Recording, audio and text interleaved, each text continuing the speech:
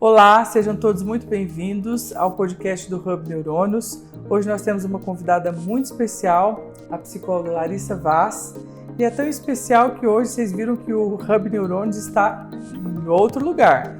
Nós estamos na nossa casa para receber a Larissa Vaz, que tem uma clínica chamada Casa. Isso. E eu estou muito feliz de receber a Larissa aqui hoje, porque nós estudamos na mesma época, né? Fizemos algumas matérias juntos na faculdade e eu tenho acompanhado o trabalho brilhante da Larissa e hoje nós vamos bater um papo aqui sobre identidade, sexualidade, relacionamentos saudáveis e muitas outras coisas. Vem conosco.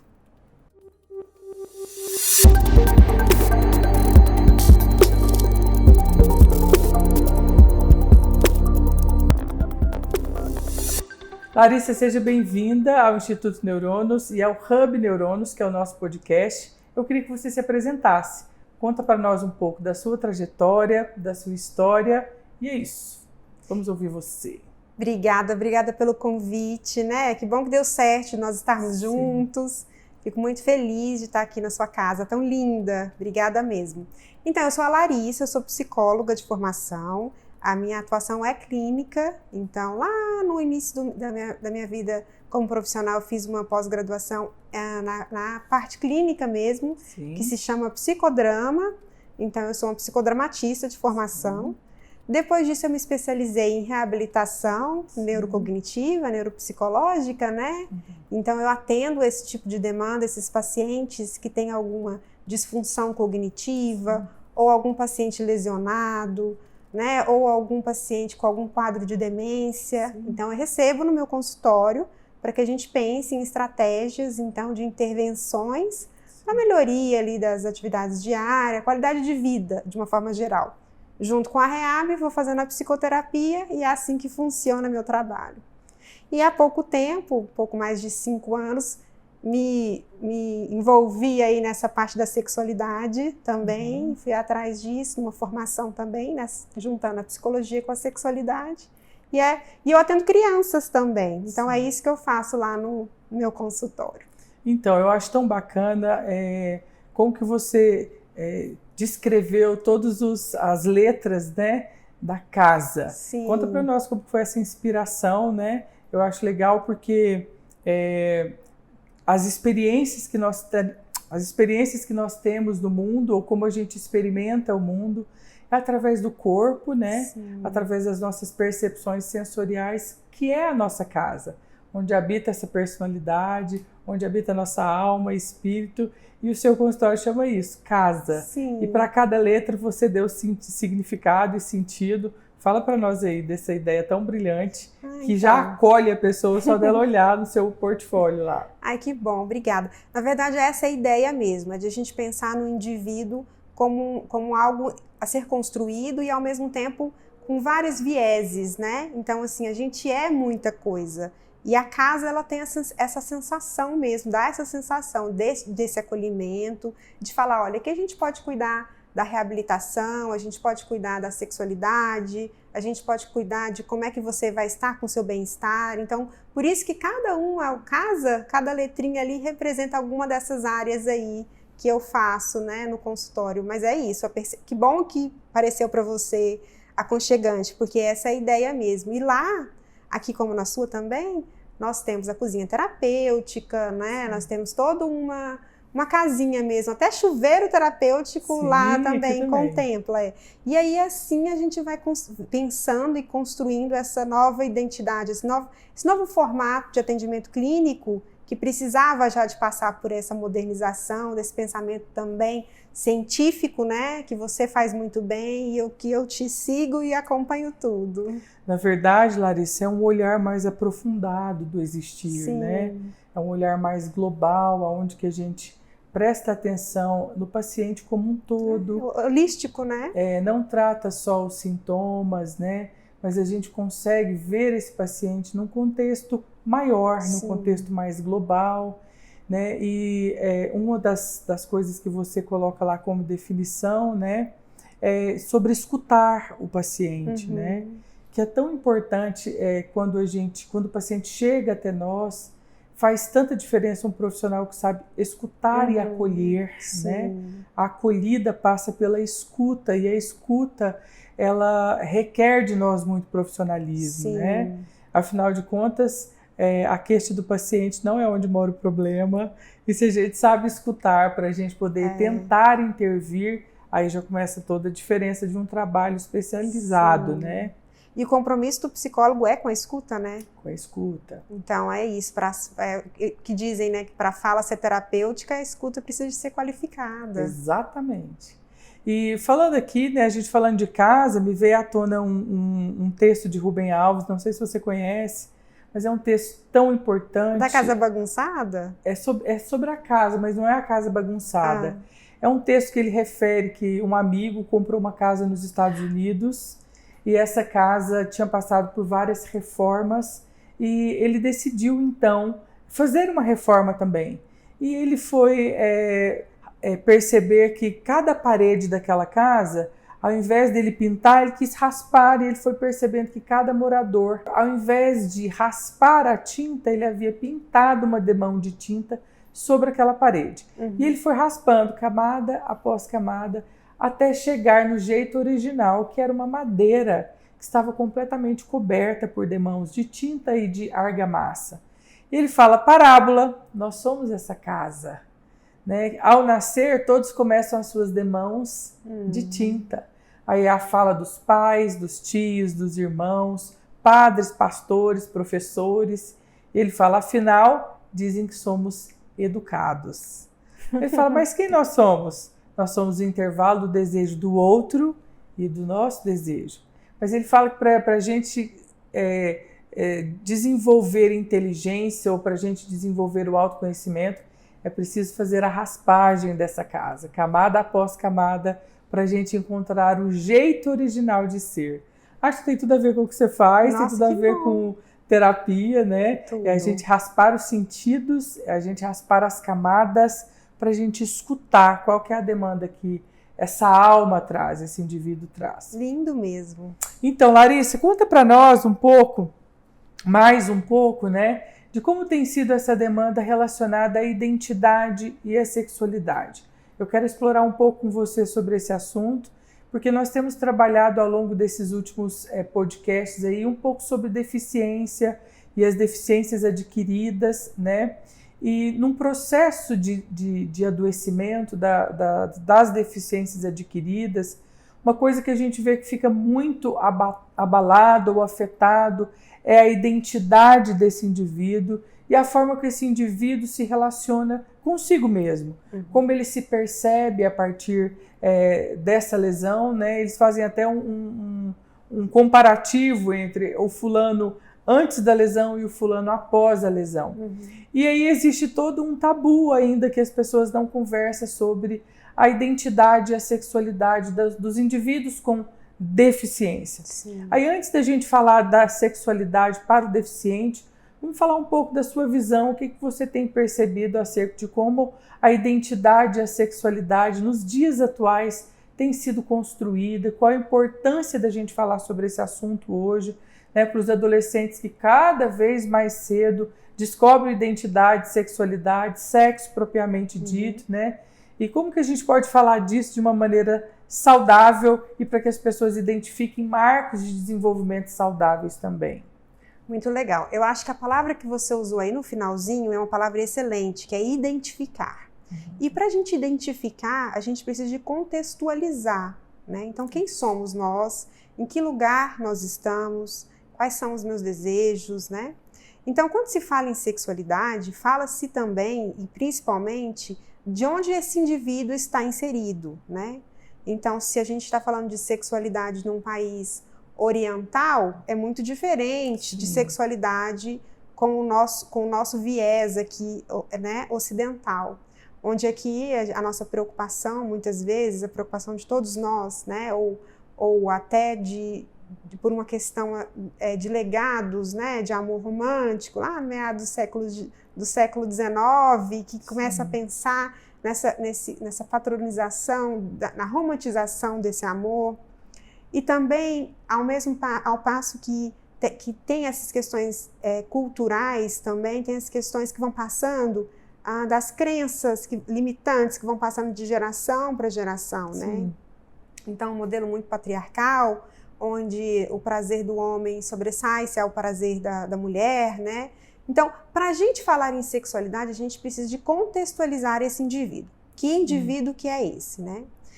De uma forma geral, é um indivíduo que vem de uma percepção pornográfica do sexo, né?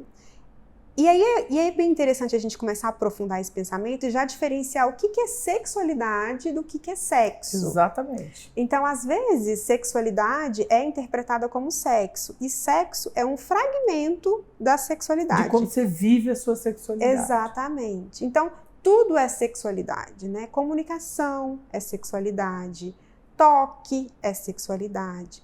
E como, às vezes, o paciente lesionado ou não tem uma percepção, uma conotação de sexo, muitas vezes enviesado pela pornografia, que é o que a maioria dos homens assistem, ou até do ponto de vista da mulher, né, que foi poupada, que na verdade que ela foi exigida que não trabalhasse a sua sexualidade. Então nós temos aí um homem extremamente sexualizado do ponto de vista pornográfico e uma mulher que foi tolhida da sua sexualidade. Fecha a perna, menina, né, Então, esses dois vêm para o mundo relacional adulto e aí precisam de exercer uma sexualidade que não está saudável, porque sexo não é pornografia e sexo não é não fazer sexo. Sexo é experiência, é conexão, né? E talvez seja isso que seja o mais difícil do tratamento ou da percepção da psicologia com a sexualidade. É você ir mostrando para o indivíduo que tem o viés do amor romântico e tem o viés cultural ali que vai impedir de ele exercer a sua sexualidade e fazer um sexo de forma saudável. E ainda mais, quando a gente pensa nessa influência da cultura, eu acho que com certeza cada país tem uma influência, tem uma cultura diferente, cada estado também, né? E nós aqui, a região centro-oeste, né, a gente tem a sofrência, né? Então, assim, o amor precisa ser sofrido, né? É uma experiência sofrida, da traição mesmo, né? De uma coisa que nós não nos damos bem relacionando, mas a gente se acerta na cama. Eu acho que não existe um acerto na cama sem um acerto antes de ir para a cama, né? Então, eu acho que essa influência acaba sendo ruim também para uma construção um pouco não tão saudável para vivenciar essa sexualidade. Estou falando alguma besteira ou isso faz sentido? Não, faz todo sentido. Na verdade, antigamente tinha até um ditado que dizia assim, se não sofre é porque não é amor. Tinha esse ditado. Se está sofrendo é porque ama, né? E, na verdade, não é, né? O que acontece é que as pessoas, elas vivenciam relacionamentos patológicos, situações patológicas e que se permitem também, na sua sexualidade, vivenciar esses comportamentos, né? E o sexo, a sexualidade em si, como a pessoa se comporta sexualmente, ele pode ser, Hercílio, um fragmento, né, um sintoma de uma patologia maior. Sim, então, certeza. Por isso que a avaliação com uma equipe multi é importante no nosso trabalho. Porque aí a gente vai ver, então, como é que um psiquiatra e como é que um psicólogo, como é que um terapeuta sexual vão olhar para aquele indivíduo, né? Às vezes até um fisioterapeuta pélvico também, Sim. o ginecologista, né, o urologista. Então, a gente precisa de pensar nesse indivíduo de forma multi, para a gente fazer um diagnóstico preciso. Então, às vezes, as pessoas que estão nessa sofrência toda têm uma patologia de base que a sexualidade fica mais aflorada ou menos. Por exemplo, um paciente deprimido, ele não vai ter desejo sexual. Então, não é que ele tem um problema de sexualidade, ele tem uma patologia superior que o sintoma se mostra através do sexo, através da sexualidade, tá? Então, quando a gente tem quando a gente recebe esses pacientes da sofrência, é muito importante a gente avaliar o que está por trás disso. Porque se for só sexo, Se for assim, não, tá tudo bem comigo, minha profissão tá ótima, eu me desempenho bem no meu dia a dia, mas eu gosto de brigar para transar. É uma coisa. Agora, se esse paciente não vai bem em quase nada, se ele não faz adesão, se ele vive, né, aos trancos e barrancos em várias áreas e o sexo é só mais uma área daquela dificuldade toda que ele tem na vida, então a gente precisa de parar para avaliar que pode ser só um sintoma, tá? Então, tomem cuidado com esses excessos. Os excessos, eles são muito ruins muitas vezes. Por quê?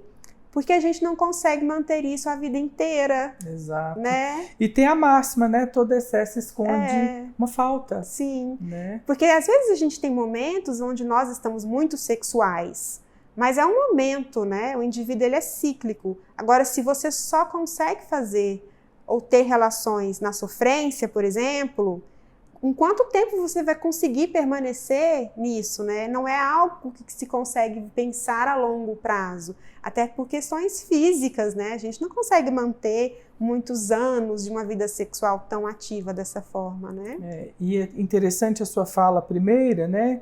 Onde você fala sobre o viés da pornografia. Hoje eu atendo aqui no consultório, por exemplo, adolescentes, né?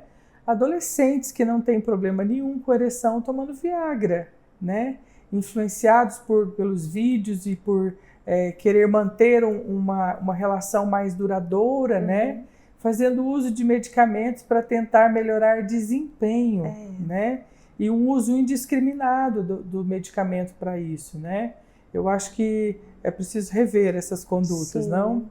E quando você fala em rever, respondendo então o que você havia me perguntado antes, talvez seja rever um dos pontos importantes que a pessoa que tem uma lesão, por exemplo, ou o paciente que vai precisar de se reenxergar com esse novo modelo quando tem alguma lesão, né? O paciente de reabilitação, talvez seja a oportunidade de ele ter encontro com a sua sexualidade de forma saudável. E é isso que eu percebo no consultório, porque a sexualidade, ela é muito subestimada por nós, terapeutas que trabalhamos com reabilitação. Às vezes o paciente, ele quer falar sobre a sexualidade, mas como o terapeuta não se vê preparado, ele fala, não, isso aí não vou entrar nisso, né? E aí a gente perde um prompt importantíssimo, porque às vezes ele não está aderindo àquela fisioterapia, por exemplo, ou àquela até a fonoterapia, mas aí de repente se a gente começa a inserir a sexualidade, ele se sente motivado, aquilo ali para ele faz sentido. Então você quer dizer que se eu melhorar nisso aqui eu vou poder voltar a transar, por exemplo, né? E aí a reabilitação dele pode ser pensada justamente inserindo a sexualidade, o sexo do paciente nesse formato. Então, pegando o gancho aí da sexualidade na deficiência, né, existe um tabu até, e existe até uma crença errada de que o cadeirante, por exemplo, por ele ser deficiente, o sexo é deficiente. É claro que uma lesão altera muitas coisas do funcionamento biológico do paciente, né? Uma questão de ereção, de ejaculação, de áreas sensitivas para o prazer, né? Mas não significa que ele não seja capaz de ter o ato sexual com prazer. Sim. É preciso uma reinvenção, é preciso uma redescoberta, né? E principalmente, assim, acho que o trabalho maior a ser feito é de aceitação desse corpo, né? Porque às vezes o próprio paciente já tinha problema com o corpo antes da lesão, e aí a lesão traz ainda uma outra limitação, e ele fica preso nessa dificuldade que ele já tinha antes, e agora que a lesão traz também.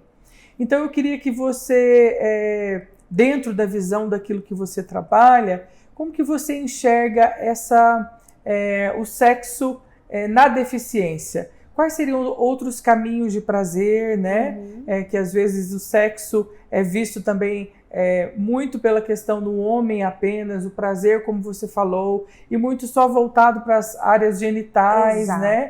E o que a gente precisa trabalhar? O que você diria para nós sobre essa temática? Legal, eu acho que você já começou a cantar na pedra. que é essa ênfase nos órgãos genitais, ditos sexuais, né? Então, às vezes as pessoas especiais ou não, né? Cadeirantes ou não, lesionados ou não, eles já vêm para o consultório com essa percepção de que sexo é penetração e que sexo é performance. E quando vem com essa percepção, a frustração é muito grande, né? Por quê?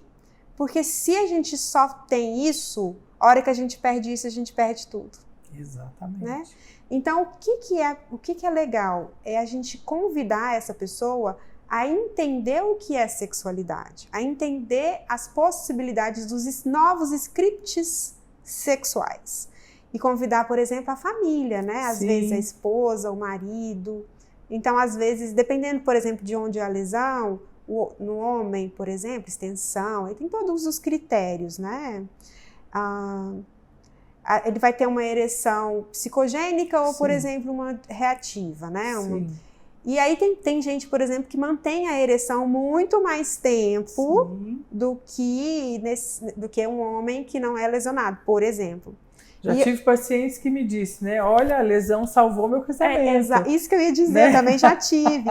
E que a mulher aproveita. Né? A esposa fala assim, mexe em tudo. Tudo, mas... não mexe nisso. A lesão salvou meu casamento. Então, assim, exatamente, porque ela tem mais tempo para curtir tudo que ela precisa de curtir ali, exatamente. Né? Então, isso é o legal da psicologia junto com a sexualidade. É a gente fazer uma psicoeducação mesmo. Exatamente. Convidar para fazer reflexões. Às vezes, mostrar para o paciente que ele pode e que ele deve lembrar-se, como você disse, de quais foram os vernizes que foram sendo passados aí, que ele acreditava ser ele e que, na verdade, ele é muito mais do que aquilo que ele acredita ser, né? Então, achar qual é a essência, o que me dá prazer de verdade? Se eu parar para fechar os olhos aqui e imaginar o que me dá prazer, é muito diferente do que dá prazer para você, né? Então, quando a gente tem esse paciente, é a hora que a gente para pensar, vamos pensar juntos? E é isso, não existe uma receitinha de bolo. Cada paciente, de reabilitação, você já sabe. Em sexualidade é mais individual ainda. Por isso que o terapeuta precisa de manter uma neutralidade. Porque às vezes a gente, na nossa ânsia de ver o paciente melhor, a gente acaba levando conteúdos sexuais nossos e não deles. Então tem que ser tudo feito com muita calma. É a escuta, né, Larissa?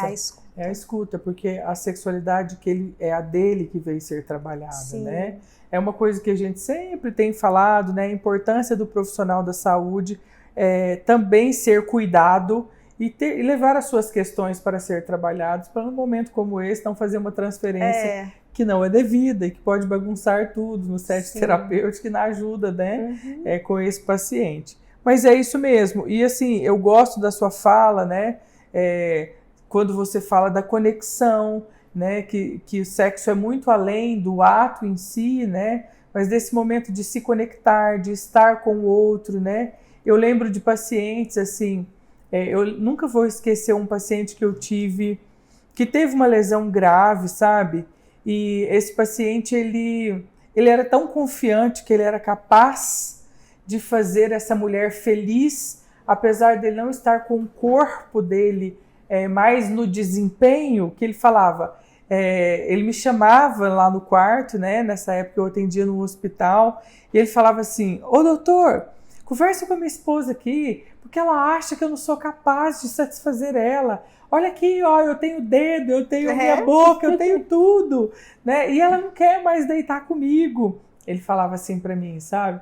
E o dia que ele me chamou lá, eu falei pra ele, olha, mas você tá assim, de parabéns, porque a maioria das pessoas que tem lesão, elas têm tanta dificuldade de ir pra cama com outra pessoa, né? De deixar o outro ver esse corpo agora fragilizado, às vezes com um padrão de deformidade, com dificuldade de se entregar para a relação, e você está aqui todo esperto, né, querendo estar nessa cama com essa mulher. E eu falei, você tem que aproveitar esse momento, né? Enquanto ele não tinha lesão, quais foram as vezes que ele estava tão empenhado a te fazer, né, satisfeita ou feliz na relação. Talvez antes você nem tinha isso e agora você tem ele aqui tão pleno fazendo tudo isso, né? Então, assim, é muito importante a gente abordar esse assunto, de falar que para os indivíduos que cursaram com alguma deficiência adquirida, né? Que é possível ter uma vida sexual saudável, desenvolver uma sexualidade saudável, encontrar outros meios, né? Outras possibilidades de prazer, que não só as áreas genitais, enfim, e que o nosso corpo é cheio de áreas erógenas, né? Muito. E que podem ser estimuladas de outras maneiras, né? E promover conexão e respeito, né? Para esse momento que é tão sagrado, né? Sim, isso mesmo. E aí existe todo o recurso, né? O terapeuta sexual normalmente ele tem um manejo, né? Além dessa escuta, também algo físico, né? Para apresentar para aquele casal, né? Para aquela pessoa que está passando por essa dificuldade. Porque esse processo é um processo de luto, né? É um luto de um corpo para a recepção de um novo corpo, né? E o processo de luto não necessariamente precisa de ser triste. A gente nós conhecemos as fases do luto, né? Mas na unidade da sexualidade é interessante porque não é só o paciente que tem que passar por essa nova formação, por esse luto. É também a parceria dele. Então, o seu paciente estava disposto a dar muito prazer para a esposa, mas a esposa também precisa de passar ali pela psicoterapia para ser receptiva a esse novo formato de marido. Sim. Né? Para alguns casais funciona de uma forma mais homogênea mesmo, eles se entendem ali, especialmente quando tem um terapeuta, um profissional que oriente, e normalmente não tem. Não tem. As pessoas não falam sobre isso, porque esbarra nas suas próprias barreiras. Não é um hábito, né, de nós profissionais falarmos sobre a sexualidade dos nossos pacientes. Então, negligenciam mesmo. E às vezes, essa negligência é que vai fazer com que o casal fique muito infeliz junto e que o paciente não faça, às vezes, adesão às terapias dele. Sim. E eu já tive o oposto também, viu, Larissa? De estar com um casal, né, onde que o marido teve uma lesão e a esposa me dizer, né, olha, eu não consigo mais me deitar com esse homem porque eu ajudo ele a realizar as necessidades fisiológicas dele hoje. E eu não casei para ser enfermeira, eu casei para ser esposa.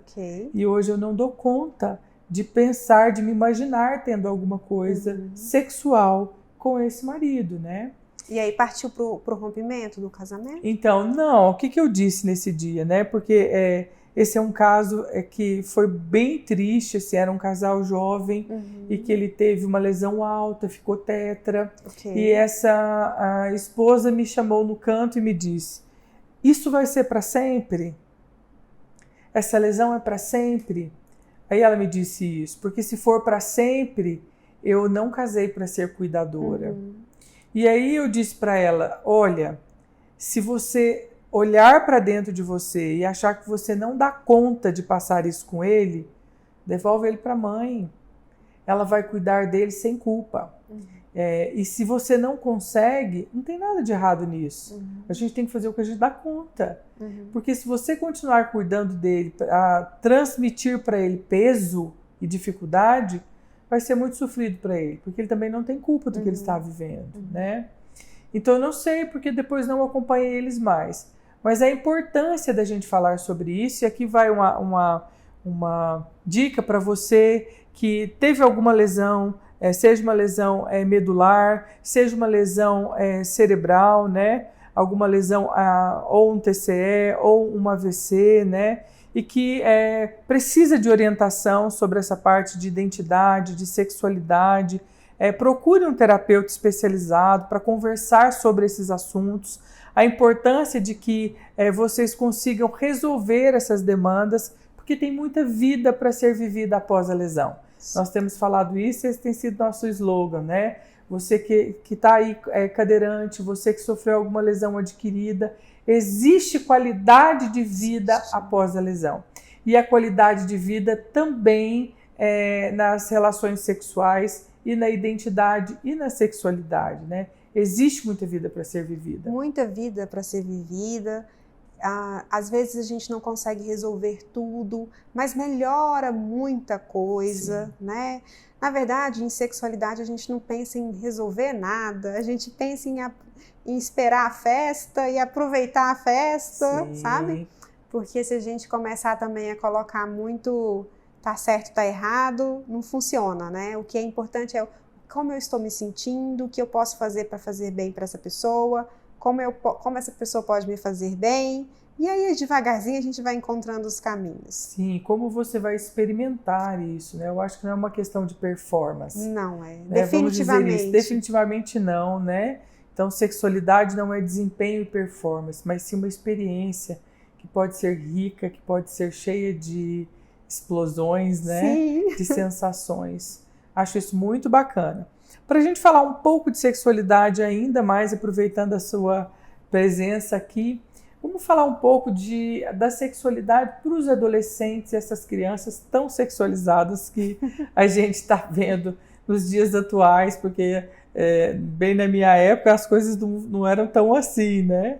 Não é que eu sou muito velho, viu, gente? Mas a gente tem percebido uma mudança disso ao longo desses últimos 10, 15 anos, né? Sobre como essas questões têm sido jogadas para esse público com menor condições de entender sobre isso. Uhum. Como é que tem sido a sua experiência, ou como que você acha que esses assuntos devem serem abordados? Eu acho que é assim, a gente, em sexualidade, nós temos, principalmente no Brasil, nós temos poucas pesquisas que nos apontam direções. Então, essa moçada, essa juventude não está sendo pesquisada, né? Então, é uma falha do ponto de vista científico mesmo. Então, o que eu posso dizer é clínico, a minha percepção vai ser clínica, né? Porque a gente não tem esse respaldo aí das pesquisas para elaborar um pensamento mais científico. Mas o que eu vejo é que, às vezes, os jovens atualmente, eles estão em busca de experiências. Eles não querem tanto saber sobre identidade. E nem do que é certo e que é errado, não, quer experimentar. Eles querem experimentar. E como tudo que se faz sem reflexão, tem as consequências, né? Então, assim, eu quero experimentar por quê? Por isso que eu acho importante o jovem estar em psicoterapia, né? Sim. Porque às vezes o pai falar, não é para você ir, não é para você fazer, ele interpreta como, ai, que chato, que careta. Quando ele está em psicoterapia, e o jovem não precisa de demanda para ter psicoterapia, sim, ele já é uma demanda ambulante, a né? própria fase, né? A adolescência é uma fase que necessita. O terapeuta vai fazer com ele essas reflexões. Porque é mesmo que a gente vai experimentar isso? Aí o terapeuta vai saber se ele precisa, se ele quer, né? E ele vai dizer para o terapeuta, não, eu quero, é por isso, por isso, por isso. Fundamentar a teoria dele, né? Então, o que eu penso é que a gente vai precisar de fazer o acompanhamento psicoterápico dessa moçada, para a gente ir tentando mediar e tentar poupar um pouco das consequências, porque são muitas. Sim. Porque apesar de eles estarem com um pensamento super moderno, eles vivem, e é a contextualização que nós falamos lá no início, em uma sociedade que não está moderna desse jeito, sim, né? Apesar de parecer, né? Então é assim, eu quero muito, não sei por que eu quero, e vão ter consequências seríssimas do meu querer, ok? Então, eu penso que o acompanhamento em psicoterapia é fundamental para esses jovens dessa geração nova aí que já veio com tudo, veio com chip novo. Ô Larissa, que papo bom, eu quero te agradecer por esse papo que a gente teve aqui, né, para falar um pouco desses assuntos que são tão importantes, reflexões importantes de como a gente abordar isso como paciente, e também de como a gente pode dizer para as pessoas que estão com algum tipo de sofrimento, né, para buscar uma ajuda adequada e para dizer para eles que existem muitas possibilidades de vida, né?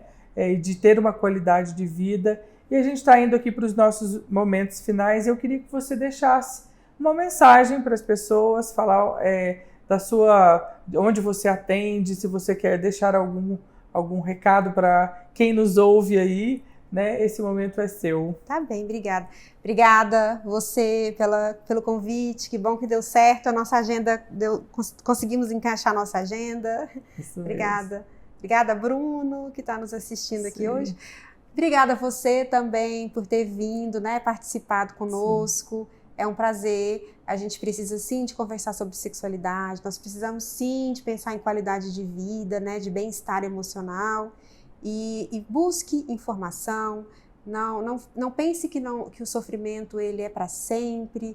Nós somos, né, cíclicos, às vezes está sofrido hoje, mas amanhã tem um recurso. Vá atrás dos recursos. E o que vocês precisarem da gente, né, Cílio? Tem os nossos Instagrams aí. O meu é casa.larissavaz. E o meu é neuronos, @neuronos. E tem alguma sugestão de livro, alguma coisa que você queira deixar? Tem muita coisa. Lá no meu Instagram mesmo, eu sempre coloco algumas dicas de livros. O Versi estava me dizendo isso, né? Sim, é super legal, gente. Sigam a Larissa, que ela sempre tem dicas legais de livros, de materiais, para todas as idades, que é para criança, que é para adulto. É bem legal o trabalho dela. Esse aqui é um livro legal, que é um manual, por exemplo, da terapia sexual. Esse é para nós, terapeutas. Mas é só para mostrar para vocês que existem muitos recursos para a gente usar, muitas técnicas para a gente usar, para a gente sair um pouco, então, dessa percepção tão limitante de que sexo é penetração, de que sexo é performance, né? Então, a ideia é que a gente repense essas crenças todas que acabam nos limitando. Muito obrigado, foi um prazer ter você conosco aqui. Obrigada, muito obrigada. Tchau, tchau.